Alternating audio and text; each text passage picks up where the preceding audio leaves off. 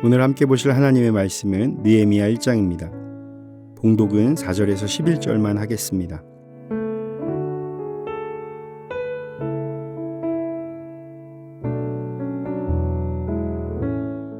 내가 이 말을 듣고 앉아서 울고 수일 동안 슬퍼하며 하늘의 하나님 앞에 금식하며 기도하여 이르되 하늘의 하나님 여호와 크고 두려우신 하나님이여 주를 사랑하고 주의 계명을 지키는 자에게 언약을 지키시며 긍휼을 베푸시는 주여 간구하나이다. 이제 종이 주의 종들인 이스라엘 자손을 위하여 주야로 기도하오니 우리 이스라엘 자손이 주께 범죄한 자들을 자복하오니 주는 귀를 기울이시며 눈을 여시사 종의 기도를 들으시옵소서. 나와 내 아버지의 집이 범죄하여 주를 향하여 크게 악을 행하여 주께서 주의 종 모세에게 명령하신 계명과 율례와 규례를 지키지 아니하였나이다. 옛적에 주께서 주의 종 모세에게 명령하여 이르시되 만일 너희가 범죄하면 내가 너희를 여러 나라 가운데서 흩을 것이요 만일 내게로 돌아와 내 계명을 지켜 행하면 너희 쫓긴 자가 하늘 끝에 있을지라도 내가 거기서부터 그들을 모아 내 이름을 두렵고 택한 곳으로 돌아오게 하리라 하신 말씀을 이제 청하건대 기억하옵소서.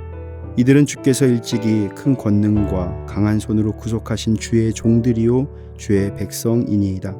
주여 구하오니 귀를 기울이사 종의 기도와 주의 이름을 경외하기를 기뻐하는 종들의 기도를 들으시고 오늘 종이 형통하여 이 사람들 앞에서 은혜를 입게 하옵소서 하였나니 그때에 내가 왕의 술 관원이 되었느니라.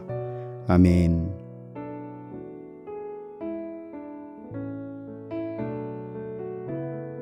느헤미야서는 에스라서와 같이 이스라엘의 회복과 재건 과정을 다룬다는 공통점이 있습니다.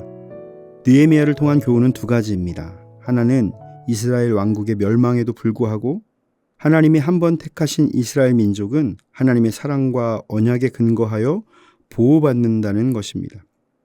다른 하나는 궁극적으로 하나님께서는 자신이 택한 백성을 구원하신다는 영원한 구원의 연속성을 강조한다는 것입니다. 즉 하나님께서는 이스라엘과 유다가 범죄함으로 멸망했지만 하나님이 택하신 자들을 다시 세우시고 영원한 구원의 길로 이끄시는 분이라는 것을 알 수가 있는 것입니다. 오늘 우리가 읽은 느헤미야 1장은 느헤미야가 예루살렘의 파멸 상황을 접하고 하나님 앞에서 기도하는 과정을 기록하고 있습니다. 오늘 말씀을 통해 나라와 민족을 위해 기도할 수 있는 삶을 살게 되시기를 바랍니다. 저는 오늘 말씀의 제목을 주의 나라를 위해 애통하라 라고 정했습니다. 우리는 하나님의 나라를 위해 애통하고 기도하는 자가 되어야 합니다. 우리의 기도를 통해서 하나님께서 언약하신 대로 이루실 줄을 믿어야 하는 것입니다. 느헤미야는 오늘 하나님의 나라의 상징인 예루살렘의 멸망 소식을 듣고 울기 시작했습니다. 그리고 우는 것으로 그치지 않고 슬픔에 잠긴 채로 며칠 동안 금식하면서 하늘의 하나님께 기도하기 시작했습니다. 바로 이 기도로부터 새로운 시대가 출발하게 된 것입니다. 그래서 기도는 정말 중요하고 기도의 내용도 매우 중요합니다. 그 기도의 내용이 바로 새로운 시대를 여는 열쇠가 되었기 때문입니다. 무엇이 하나님을 움직이게 만들까요? 바로 하나님의 언약입니다. 하나님의 응답을 받는 이들의 공통적인 특징이 있습니다. 그들은 모두 하나님의 언약의 말씀을 가지고 기도한다는 것입니다. 아무리 오랜 시간 동안 침묵의 시간이 흘렀다고 하더라도 도무지 새로운 길이 보이지 않는 시대라고 하더라도 하나님의 잠을 깨울 수 있는 단어가 바로 언약입니다. 기도자가 하나님을 향해 하나님의 언약의 말씀을 선포하며 기억해달라고 외치면 하나님은 결코 외면하실 수 없는 것입니다. 지금 느헤미야는 그 공식 그대로를 가지고 하나님께 기도했던 것입니다. 본문 9절을 보겠습니다.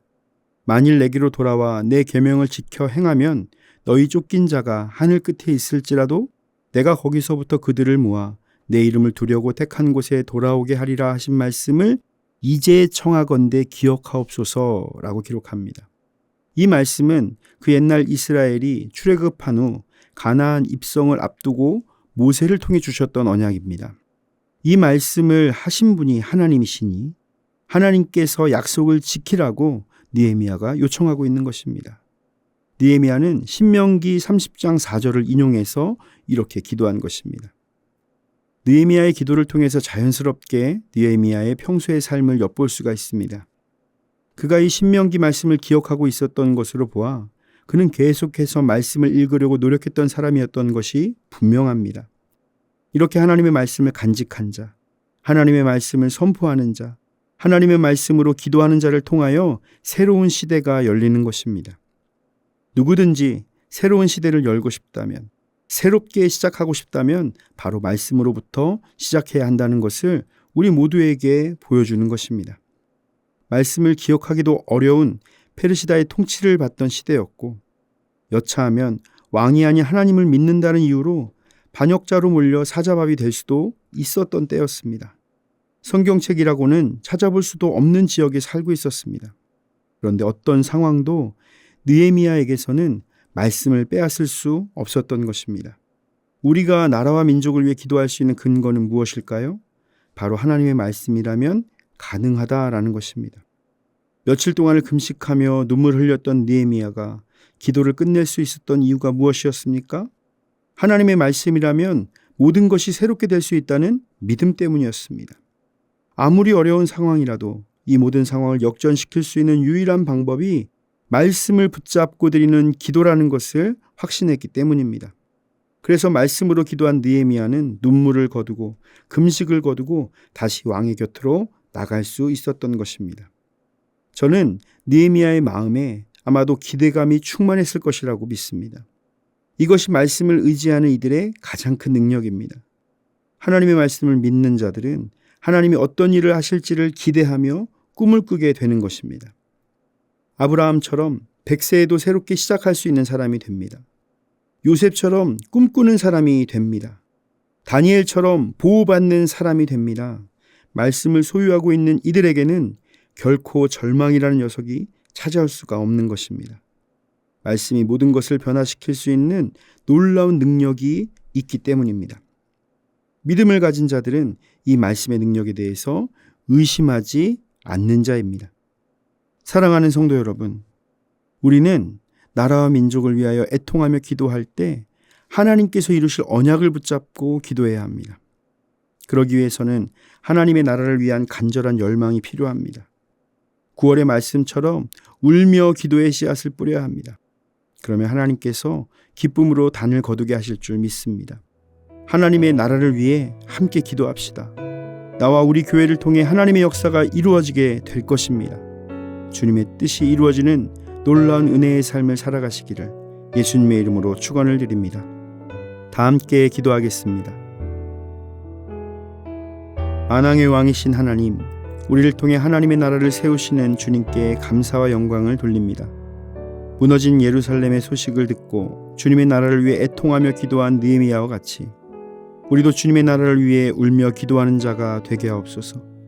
나아가 주님의 약속의 말씀을 붙잡고 우리에게 새 일을 행하실 것을 기대하며 믿음으로 간구하게 하셔서 주님의 역사를 목도하는 삶이 되게 하옵소서. 예수님의 이름으로 기도드립니다. 아멘. 하늘에 계신 우리 아버지, 아버지의 이름을 거룩하게 하시며 아버지의 나라가 오게 하시며 아버지의 뜻이 하늘에서와 같이 땅에서도 이루어지게 하소서.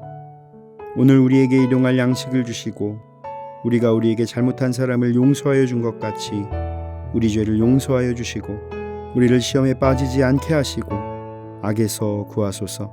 나라와 권능과 영광이 영원히 아버지의 것입니다. 아멘.